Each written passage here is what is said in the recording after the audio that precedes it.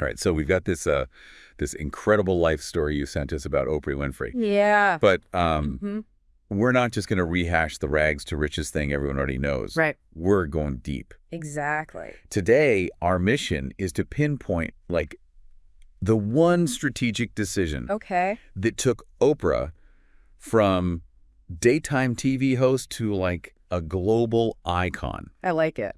So we've got excerpts here detailing, like, her entire journey. Okay. The tough early years, the media climb, all the way to building this empire. Right.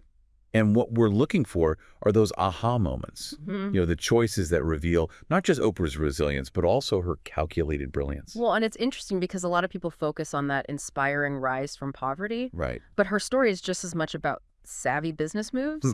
So yeah, those early hardships are crucial, but we'll connect those dots to her later success. Yeah, you're right. It's not just about overcoming obstacles, but how those experiences shape your decision-making later on. So let's rewind back to that childhood. Okay. We all know the basics. Yep.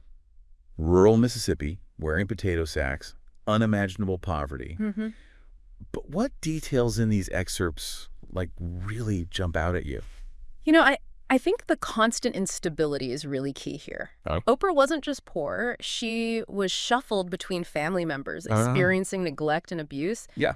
By age 13, she was running away. Wow. Already exhibiting this, like, need for control over her environment. Yeah, and at 14, Yeah. the tragic loss of a child, this is something that's rarely discussed. Right. But some experts believe this cemented this, like, fierce determination in Oprah. It's interesting. Like, after facing the ultimate loss, everything else became a challenge to conquer. Yeah, it's certainly plausible. Yeah. And we also see that pivotal shift when she moves to live with her father in Nashville. Right. And this isn't just about stability, it's about structure. Yeah. Her father, a barber, instilled discipline and a focus on education, which Oprah later credited as her lifeline. And here's where it gets interesting. Okay. He also made her read a book and recite a new chapter every week. Wow. Now, a lot of people don't realize this, but Oprah actually disliked reading at that age. Interesting. Yet she excelled at the task. Huh. So she's forced to engage deeply with this material even when it wasn't enjoyable. Yeah. Some argue this fostered the analytical skills we see later in her interviews and book club selections. So not just overcoming the hardship, Yeah. but developing crucial skills because of it. Right. Exactly. But even with this foundation, breaking into media wasn't easy. Right. The excerpts detail the rampant racism and sexism she faced, Of course. which was just the norm for Black women in that era. Yeah, absolutely. What's often overlooked is that Oprah started her career as a news anchor, Oh, really? not a talk show host. Okay. She was praised for her talent, but criticized for being too emotional on air. This, in the 70s, was seen as unprofessional, particularly for a Black woman. And here's this, like, pivotal moment. Okay. Instead of trying to fit the mold, Yeah. she leaned into what made her different. Okay. That emotional connection, once deemed a weakness, became her trademark. Wow.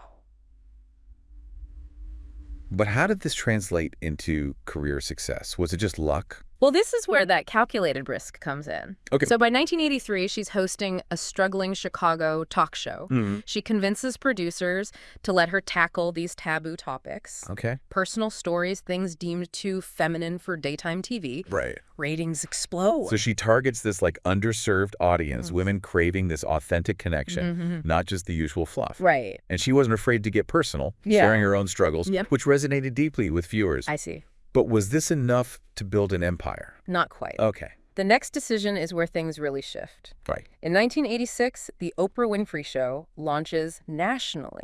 But she does something almost unheard of at the time. What's that? She forms her own production company. Wow.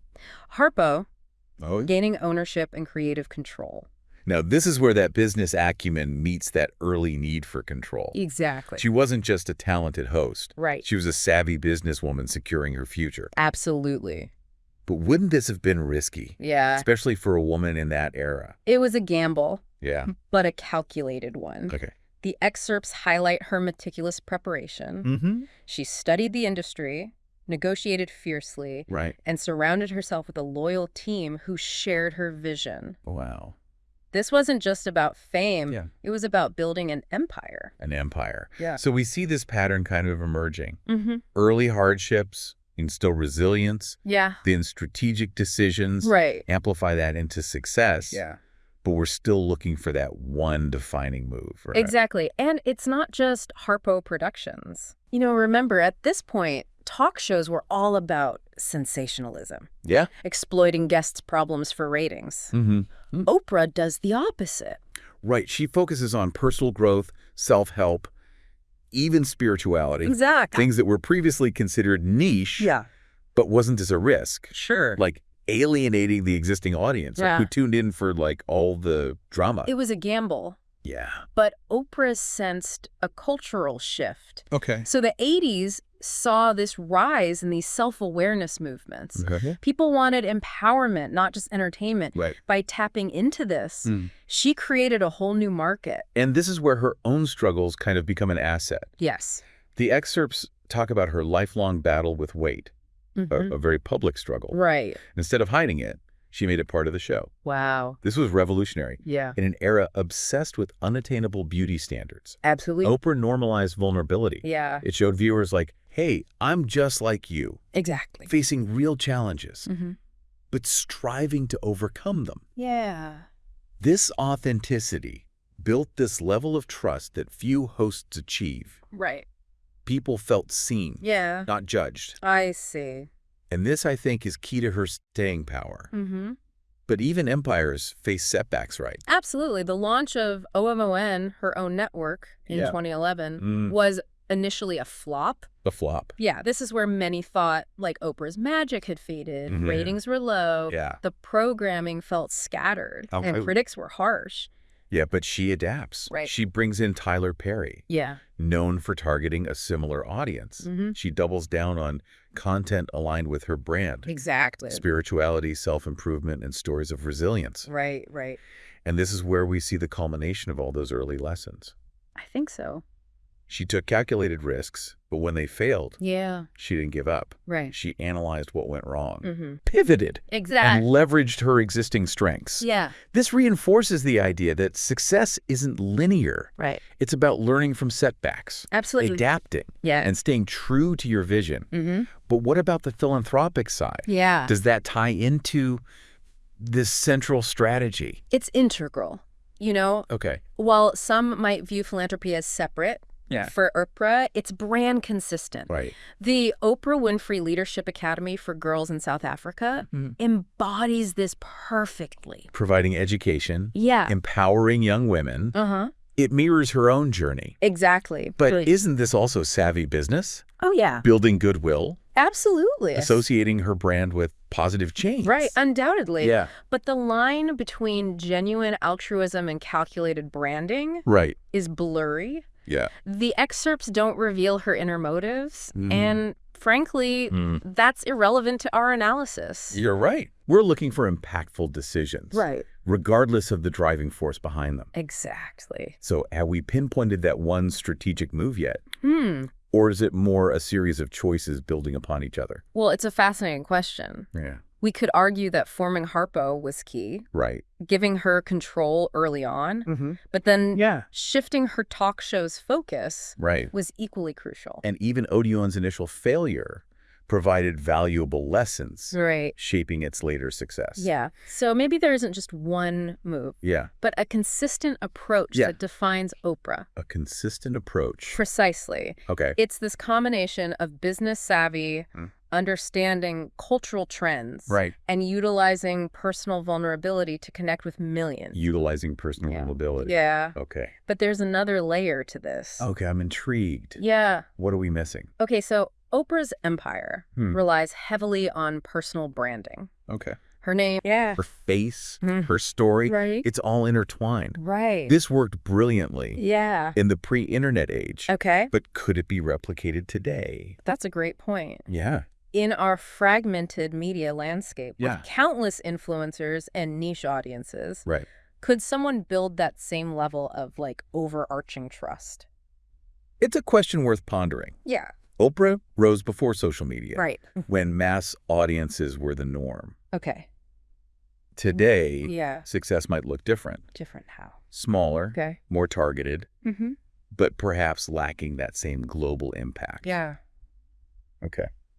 So as we're wrapping up our deep dive into Oprah, it seems like her success is this combination of factors. Right. You know, business savvy, personal branding, that knack for tapping into cultural shifts. And we can't forget that foundation of resilience, forged in those early hardships. Yeah. It seems those experiences fueled a drive to succeed, this need for control.